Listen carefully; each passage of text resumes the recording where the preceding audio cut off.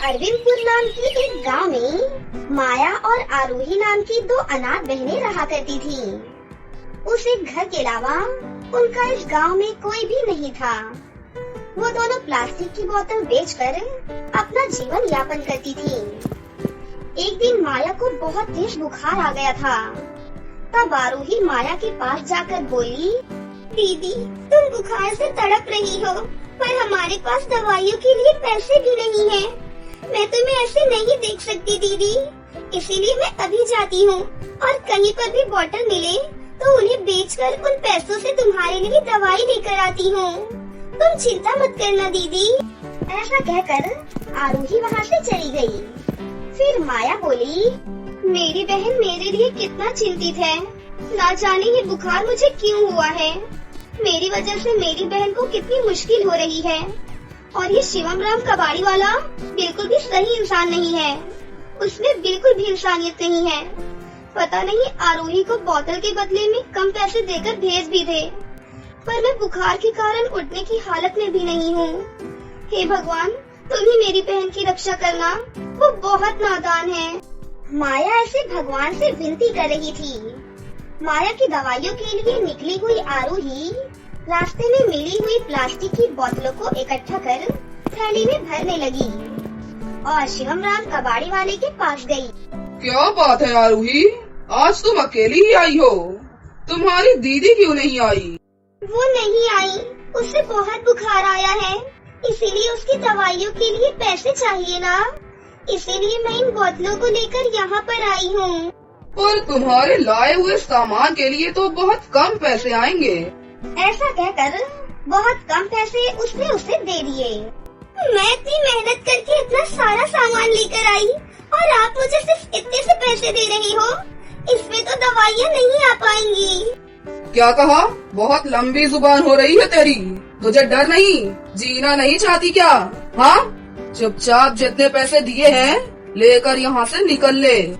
ऐसा कहकर शिवम राम ने उसे डरा दिया। आरोही उसकी बातों से बहुत दुखी हुई, पर वो वहाँ कुछ भी नहीं कर पाई। फिर आरोही उन्हीं पैसों से दवाई लेकर घर पहुँची।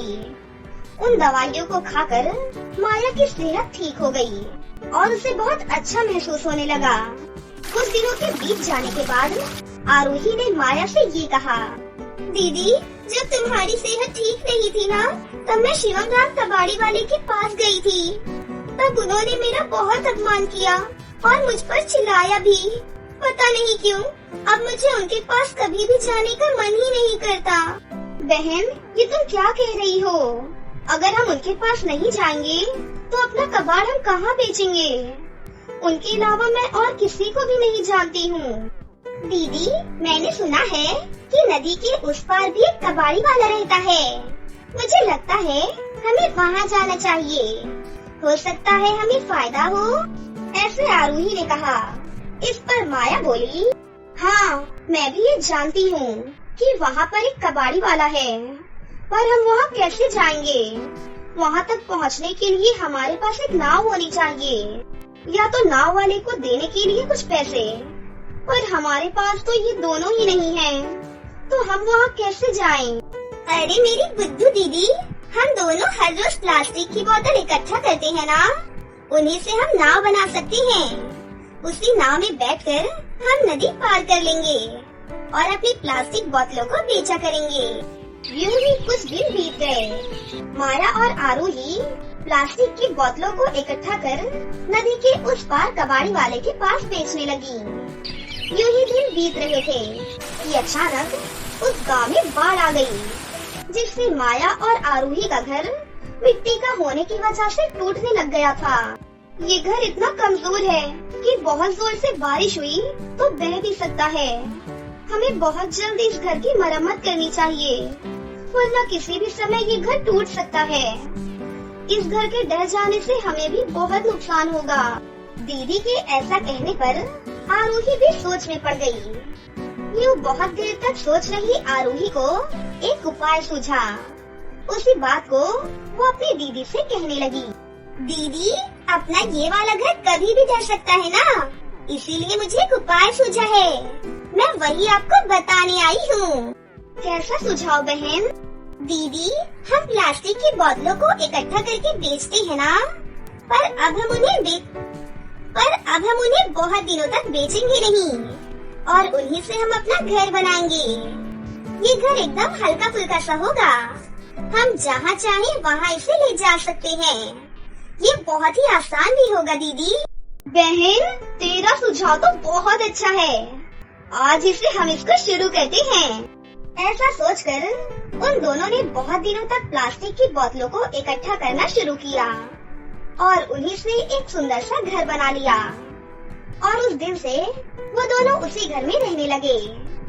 फिर कुछ दिनों बाद फिर से उस गांव में बहुत जोर की बारिश हुई और गांव के सभी घर पानी में डूबने लगे थे।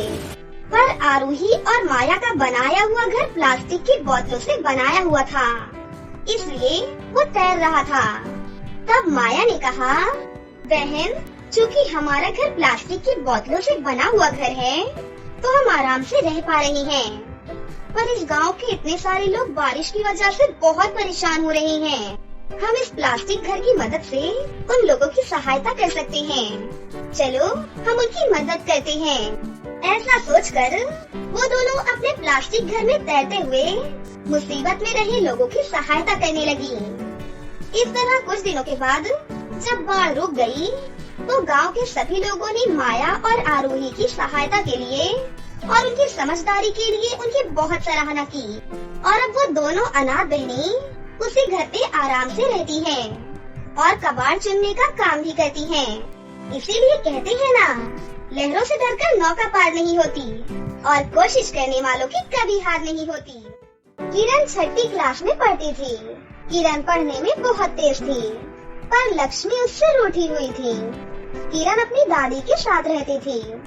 जब किरण केवल 3 साल की थी, तभी किरण के माँ बाप का एक्सीडेंट हो गया था और किरण इस दुनिया में अपनी दादी के साथ अकेली रह गई। किरण का पूरी दुनिया में एक ही सहारा था और वो थी उसकी दादी। उसकी दादी का भी पूरी दुनिया में एक ही सहारा था और वो थी किरण। दादी माँ, देखो, इस बार क्लास में फिर से मेरे सबसे ज्यादा नंबर आए हैं। मैंने सबको पीछे कर दिया। हर विषय में मेरे सबसे ज्यादा नंबर आए हैं। अब तो आप खुश हो ना दादी? जियो मेरी लाल, जुग जुग जियो, खूब मेहनत करो, बहुत आगे बढ़ो। मेरी दुआ है गुड़िया, मैं रहूं ना रहूं, तुम बहुत आगे बढ़ना। ऐसी बातें मत किया करो दादी, आप ही तो हो, इसीलिए तो मैं हूँ। बड़ी बड़ी बातें कर रही है, चल जा खाना खा।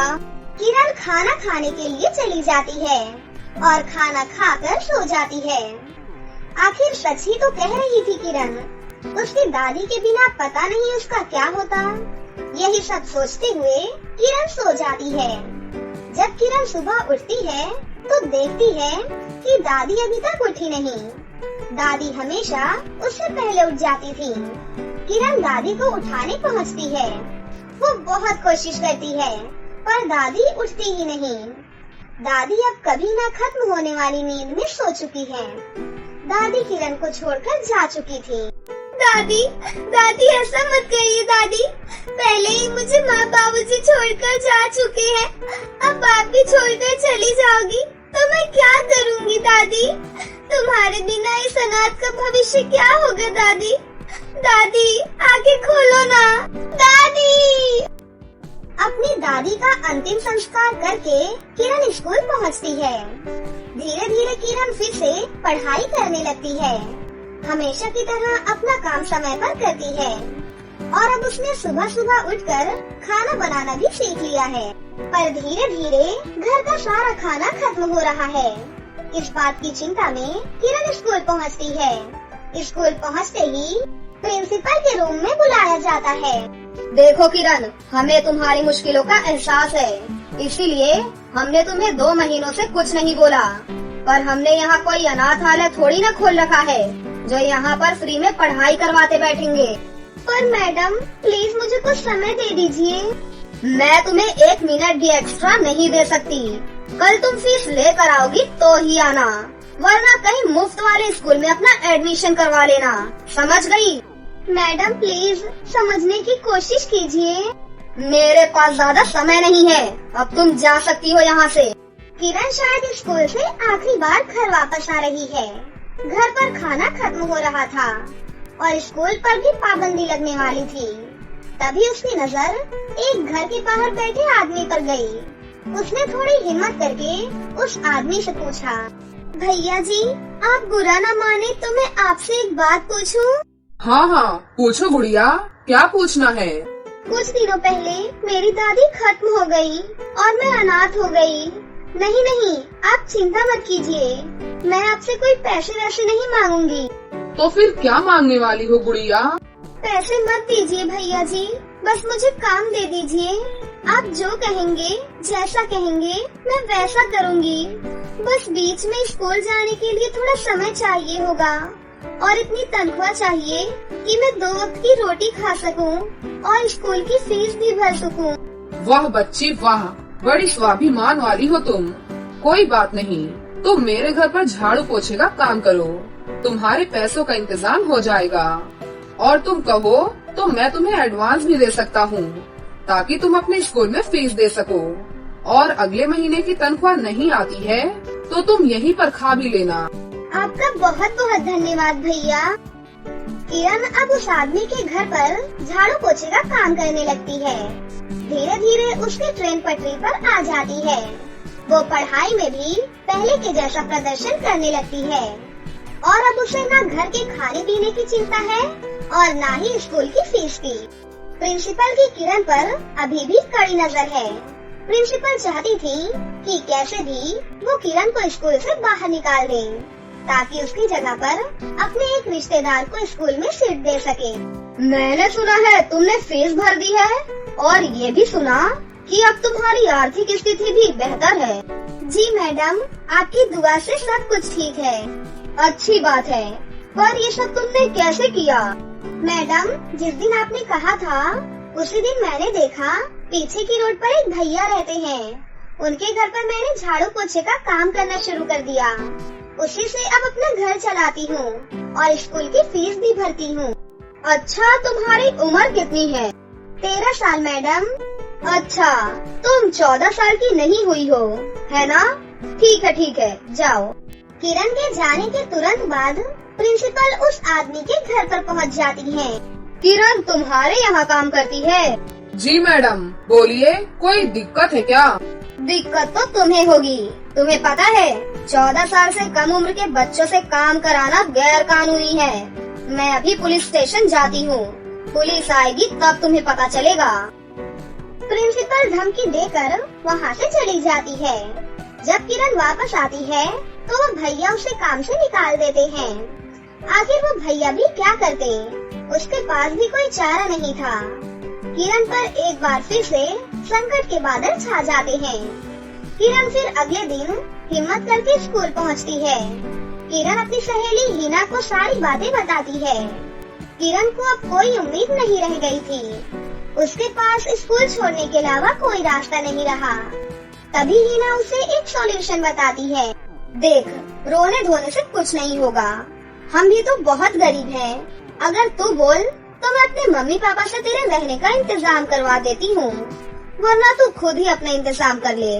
मुझे समझ में ही नहीं आ रहा यार, कि अब मैं क्या करूँ। मैं बताती हूँ तुम्हें क्या करना चाहिए। तुम सबसे पहले मेरे सवाल का जवाब दो। तुम पढ़ाई में अच्छी हो या नहीं? तुम तो जानती ही हो, मैं कितने सालों से लगातार फर्स्ट आ रही हूँ। अच्छा ये बताओ, हमको कौन पढ़ाता है? हमको तो क्लास में कुछ नहीं समझ में आता। ऐसी कौन सी लड़की है जो हमारी मदद करती है? मैं ही करती हूँ, और कौन करता है? अरे तो भैया तुम पढ़ाओ हमको, और हम अपने साथ कुछ और लड़कों को लेकर आएंगे। तुम उनको भी पढ़ा देना। तुम्हें ट्यूशन फीस से इतने पैसे मिल जाएंगे कि तुम्हारा काम भी चल जाएगा और दूसरों बच्चों का भला भी हो जाएगा। कहो, मेरी ये बात तुम्हें कैसी लगी? तुम्हारी बात मुझे सही लगी। तुम्हारा बहुत एहसान रहेगा। एहसान की छोड़ो यार, बस तुम मुझे इस साल पास करवा दो। किरण अपने घर पर स्कूल के बाद अपनी ही क्लास और अपनी क्लास के नीचे के बच्चों को पढ़ाने लगती है। ऐसा करने से न सिर्फ किरण की आर्थिक समस्या दूर हो जाती है, बल्कि किरण का अपना एक व्यवसाय चालू हो जाता है, जो उसकी तब तक मदद करेगा जब तक उसे पढ़ाई करनी है। कहते हैं ना कि अनाथ के ऊपर भी कोई है जो उसकी चिंता करता है। कहते हैं ना, जो अनाथ होता है उसका नाथ ऊपर वाला होता है, पर नीचे वालों को भी हिम्मत करनी होती है। किरण ने हिम्मत और मेहनत नहीं छोड़ी और अपनी परेशानियों से छुटकारा पाया। बहुत समय पहले की बात है। आरोही नाम की एक लड़की अपनी सौतेली माँ रेवती और अपनी सौतेली बहन मनीषा के साथ रहती थी। आरोही पढ़ने लिखने में बहुत होशियार थी, इसलिए वो क्लास में हमेशा फर्स्ट आती थी। जबकि दूसरी तरफ आरोही की सौतेली बहन मनीषा बहुत ही सुस्त और कामचोर थी। उसका पढ़ाई में बिल्कुल भी मन नहीं लगता था। क्योंकि आरोही पढ़ने में बहुत अच्छी थी, इसलिए कॉलेज वालों ने उसे उपहार में एक स्कूटी दी थी। स्कूटी को पाकर आरोही बहुत ज्यादा खुश थी। उसके बाद आरोही रोज अपनी नई स्कूटर को चलाकर कॉलेज जाया और आया करती थी। ये सब देखकर रेवती और मनीषा को उस पर बहुत गुस्सा आता था। तू हमेशा क्लास में फर्स्ट आती है और तो और तुझे इनाम में स्कूटी भी मिली है, जिस वजह से पूरे गांव के लोग मेरी बेटी का बहुत मजाक उड़ा रहे हैं। लेकिन माँ, इसमें मेरी क्या गलती है? अगर दीदी भी मन लगाकर पढ़ाई करेंगी तो वो भी फर्स्ट आ सकती हैं और उनको भी एक नई स्कूटी मिल सकती है। माँ, ये रोज मजे से स्कूटी पर बैठकर कॉलेज जाती है और मुझे पैदल ही जाना पड़ता है। इस बात से मुझे और भी ज्यादा गुस्सा आता है। अब मैं इसकी स्कूटी को ही जलाकर राख कर दूंगी। हाँ, तू सही कह रही है, इसकी स्कूटी को ही जलाकर राख कर देते हैं। इतना कहकर रेवती अंदर से मिट्टी का तेल लाती है और उसे आरोही की स्कूटी पर डाल देती है। तुम लोग ऐसा मत करो, ये मेरी मेहनत का फल है, प्लीज ऐसा मत करो। लेकिन वो दोनों आरोही की एक नहीं सुनते और स्कूटी को आग लगा देते हैं। बेचारी आरोही अपनी स्कूटी को जलता हुआ देखकर बहुत रोती है, लेकिन वो कुछ कर भी तो नहीं सकती थी। अब तू कल से कॉलेज नहीं जाएगी, बल्कि दूसरों के घरों में काम करेगी। हाँ, माँ बिल्कुल ठीक कह रही है, और अगर तूने हमारी बात नहीं मानी तो हम तुझे घर से बाहर निकाल देंगे। समझ में आई बात? इस तरह से दोनों माँ बेटी मिलकर आरोही की पढ़ाई छुड़वा देती है और उसको एक औरत के यहाँ झाड़ू पोछे का काम दिलवा देती है। सुन आरोही, ये चावल की बोरी उठाकर जल्दी से चक्की पर ले जा और उससे पिसवाकर जल्दी से लेकर आ। लेकिन मालकिन, ये बोरी तो बहुत ही भारी है, मैं इतना सारा चावल लेकर नहीं जा सकती। देख, ज्यादा नखरे मत कर, तू मेरी नौकरानी है, मैं जो बोलूँगी तुझे वो करना ही पड़ेगा। इतना बोलकर आरोही की मालकिन एक डंडा उठा लेती है और उससे बोलती है, अब जल्दी से बोरी उठा, नहीं तो मैं तेरी खाल खींच लूंगी। इसके बाद आरोही दुखी होकर वो बोरी उठाकर वहाँ से ले जाती है। लेकिन तभी रास्ते में अचानक से बहुत तेज बारिश हो जाती है और सारा चावल पूरी तरह से भीग जाता है। अरे, सारा चावल तो भीग गया, आज तो मुझे मालकिन बहुत मारेंगी, अब मैं क्या करूं? तभी वहाँ पर उसकी मालकिन भी आ जाती है। तेरा सत्यानाश हो, इतना सारा अनाज बर्बाद कर दिया, मनहूस कहीं की। मैं करती भी क्या मालकिन, अचानक से इतनी तेज बारिश आ गई, इसमें मेरी तो कोई गलती नहीं है ना। मुझे कुछ नहीं सुनना है, आज मेरा बहुत नुकसान हुआ है, अब मैं तेरी पिटाई करके ही अपना गुस्सा शांत करूंगी। इतना कहकर आरोही की मालकिन अपनी सैंडल निकालती है और उससे आरोही को जानवरों की तरह पीटने लगती है। मुझे छोड़ दो मालकिन, मैं आगे से ऐसा कभी नहीं करूंगी, कोई बचाओ मुझे।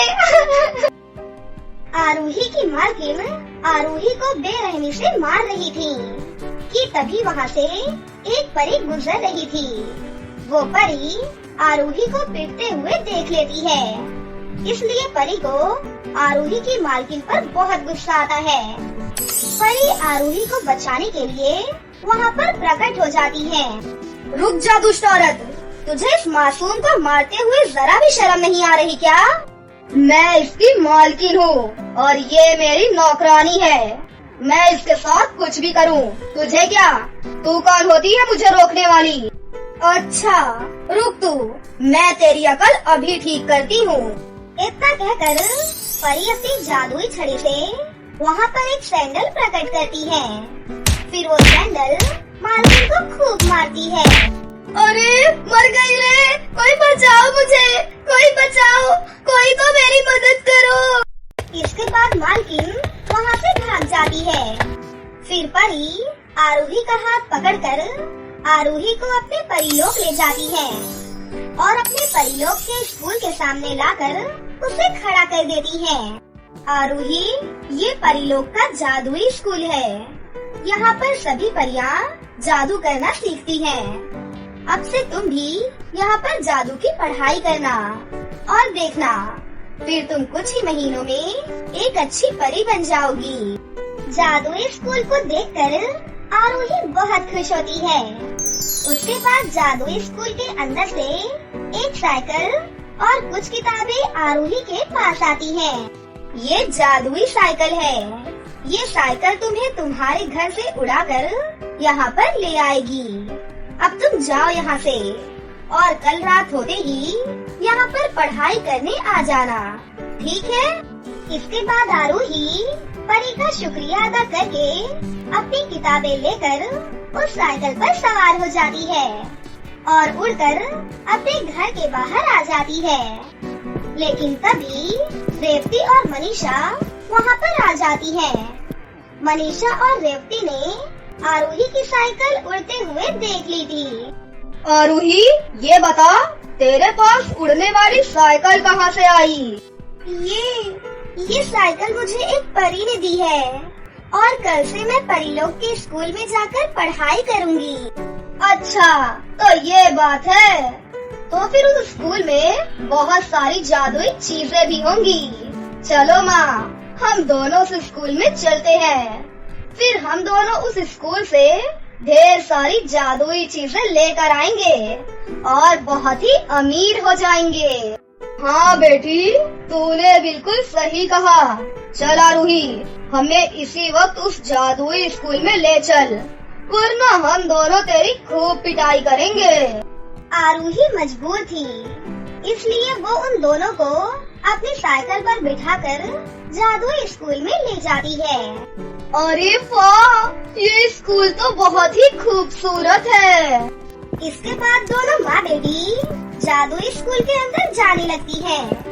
लेकिन तभी वहाँ पर परी आ जाती है और अपनी जादुई छड़ी घुमाकर दोनों माँ बेटी को हवा में उल्टा लटका देती है और नीचे जमीन में आग लगा देती है। परी जी, हमें माफ कर दो, हमें नीचे उतारो, मुझसे अब बर्दाश्त नहीं हो रहा है।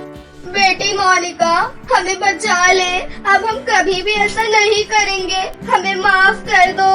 परी जी, आप इन्हें छोड़ दीजिए। आरोही के इतना कहने पर परी उन दोनों को छोड़ देती है।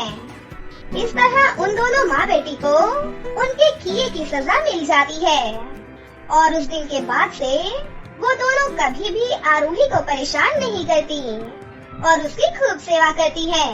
अब आरोही अपनी माँ और बहन के साथ हंसी खुशी से रहने लगती है और दूसरी तरफ आरोही परियों के जादुई स्कूल में मन लगाकर पढ़ाई करती है और कुछ ही दिनों बाद वो एक शक्तिशाली और खूबसूरत परी बन जाती है। इसी समय की बात है, परिदेश में दो सुनहरे बालों वाली खूबसूरत परी बहनें रहती थीं। एक दिन वो दोनों परिदेश के बगीचे में घूम रही थीं। तभी अचानक उनके पास एक बूढ़ी औरत आकर जोर जोर से रोते हुए कहती है, मेरी मदद करो, मैं बहुत परेशान हूँ। आज मेरी बेटी की शादी होने वाली है। और मेरे पास उसकी शादी करने के लिए एक फुटी कौड़ी भी नहीं है। मैं बड़ी उम्मीद लेकर तुम दोनों के पास आई हूँ। क्या तुम दोनों मेरी मदद करोगी? उस बूढ़ी औरत को रोते हुए देख उन दोनों परी बहनों का दिल पिघल जाता है और वो दोनों उसकी मदद के लिए तैयार हो जाती हैं। उसके बाद वो दोनों उस बूढ़ी औरत के साथ उसके घर पर पहुंच जाती हैं। तुम चिंता मत करो, मैं अभी शादी की सारी तैयारियां पूरी कर देती हूँ। उसके बाद वो परी अपनी जादुई छड़ी को घुमाकर उस घर के सामने बहुत ही सुंदर शादी का मंडप प्रकट कर देती है। तुम अपनी बेटी को यहाँ बुलाओ, मैं अपनी जादुई शक्ति से उसे दुल्हन बनाकर उसे ढेर सारे गहने पहना दूंगी। मेरी बेटी घर के अंदर है, आप दोनों अंदर जाकर उसे अच्छे से तैयार कर दीजिए। उसके बाद वो दोनों परी बहनें घर के अंदर चली जाती हैं। लेकिन तभी अचानक उन दोनों के ऊपर एक बड़ा सा पिंजरा गिर जाता है और साथ ही उन दोनों के शरीर रस्सियों से बंध जाते हैं। फिर अगले ही पल वो बुढ़िया एक दुष्ट जादूगरनी के रूप में बदल जाती है। कुछ महीनों पहले तुमने मेरी बेटी को जलाकर मारा था ना, इसीलिए अब तुम दोनों को मारकर मैं अपनी बेटी की मौत का बदला लूंगी। अच्छा, तो तू चंपा जादूगरनी की माँ है। तेरी बेटी बहुत ही दुष्ट और बेरहम जादूगरनी थी। उसने ना जाने कितने इंसानों को मारकर उनकी बलि दी थी। हमने उसे मारकर बहुत अच्छा काम किया है। हमें छोड़ दे, वरना तू भी अपनी बेटी की तरह मारी जाएगी। तुम दोनों चाहे जितना भी जोर लगा लो, लेकिन इस पिंजरे से बाहर नहीं निकल सकती। मैं अभी जंगल में जाकर वहाँ मौजूद सभी जादूगरनियों को यहाँ लेकर आती हूँ। उसके बाद हम सभी जादूगरनियाँ मिलकर तुम दोनों के शरीर के टुकड़े टुकड़े कर कर उसकी बलि दे देंगी। इतना कहकर शर्मिला जादूगरनी वहाँ से चली जाती है। हमें जल्द से जल्द कुछ न कुछ करना होगा। अगर एक बार ढेर सारी जादूगरनियाँ आ गयी, तो फिर हम दोनों नहीं बच पाएंगी। इस तरह वो दोनों परियां पिंजरे से बाहर निकालने की बहुत कोशिश करती हैं, लेकिन उन दोनों के हाथ जादुई रस्सियों से बंधे हुए थे, इसलिए वो दोनों कुछ भी नहीं कर पा रही थीं। थोड़ी देर के बाद अनिका नाम की एक लड़की अपने सर पर लकड़ियों का गट्ठा लेकर उस घर के सामने से गुजरती है। तभी उसे दोनों परियों की आवाजें सुनाई देती हैं। अनिका फौरन से घर के अंदर दाखिल हो जाती है और अपने सामने दोनों परियों को पिंजरे के अंदर कैद देख अनिका की आंखें फटी की फटी रह जाती हैं। सुनो लड़की, एक दुष्ट जादूगरनी ने हमें पिंजरे के अंदर कैद कर दिया है। वो हम दोनों को मारकर हमारी बलि देना चाहती है। तुम जल्दी से हम दोनों को इस पिंजरे से बाहर निकाल दो। और सुनो लड़की, हम दोनों के बाल जादुई हैं। तुम हम दोनों के बालों को काट कर एक चोटी तैयार कर लो। फिर उस चोटी को तुम अपने बालों में जोड़ लो, तो हमारी सारी जादुई शक्तियाँ तुम्हारे शरीर में आ जाएंगी। ये सुनकर अनिका एक छोटी सी कैंची निकाल लेती है और एक एक कर उन दोनों परियों के बालों को काट कर इकट्ठा करने लगती है। फिर अनिका उन दोनों के बालों को जोड़कर एक बड़ी सी चोटी तैयार कर लेती है। इसके बाद वो उस चोटी को अपने बालों में जोड़ लेती है। फिर अगले ही पल अनिका के अंदर बहुत सारी जादुई शक्तियाँ आ जाती हैं। अब मैं तुम दोनों को आसानी से पिंजरे से बाहर निकाल दूंगी, तुम घबराओ मत। इतना कहकर अनिका पिंजरे को तोड़ने के लिए आगे बढ़ती है, लेकिन तभी अचानक शर्मिला जादूगरनी 4 और खतरनाक जादूगरनियों को लेकर वहाँ पर आ जाती है। अरे ये क्या? ये लड़की तो इन परियों को बाहर निकालने की कोशिश कर रही है। सुन लड़की, तूने यहाँ आकर बहुत बड़ी भूल कर दी। अब हम तुझे जिंदा नहीं छोड़ेंगे। चलो सब मिलकर इस लड़की को मार डालो। लेकिन तभी अनिका अपनी छोटी से कुछ बाल तोड़कर शर्मिला और उसके साथ आई सभी जादूगरनियों के ऊपर फेंक देती है। फिर अगले ही पल उन बालों की शक्ति से सभी जादूगरनियों का आकार बहुत छोटा और नाटा हो जाता है। अरे ये लड़की तो हमसे भी बड़ी जादूगरनी निकली। इसने हमारा शरीर छोटा कर दिया। शर्मिला, तूने हमें किस मुसीबत में फंसा दिया। हाँ, तूने बिल्कुल सही कहा। हमें शर्मिला की बातों में नहीं आना चाहिए था। चलो यहाँ से भाग चलो, वरना ये लड़की हमें नहीं छोड़ेगी। लेकिन तभी अनीका शर्मिला के साथ साथ बाकी जादूगरनियों के हाथ पकड़कर उन्हें घर के बाहर मौजूद एक पेड़ पर बांधकर लटका देती है। उसके बाद अनीका वहाँ एक बड़ी सी मशाल प्रकट करके उन सभी जादूगरनियों के शरीर में आग लगा देती है और देखते ही देखते सारी जादूगरनियाँ जलकर राख के ढेर में तब्दील हो जाती हैं। उसके बाद अनीका पिंजरे में कैद दोनों परियों को आजाद कर देती है। तुम्हारी वजह से हम दोनों बहनों की जान बची है, इसीलिए ये जादुई चोटी उपहार के तौर पर तुम अपने पास रखो, क्योंकि हमारे बाल कुछ ही दिनों में फिर से उग जाएंगे।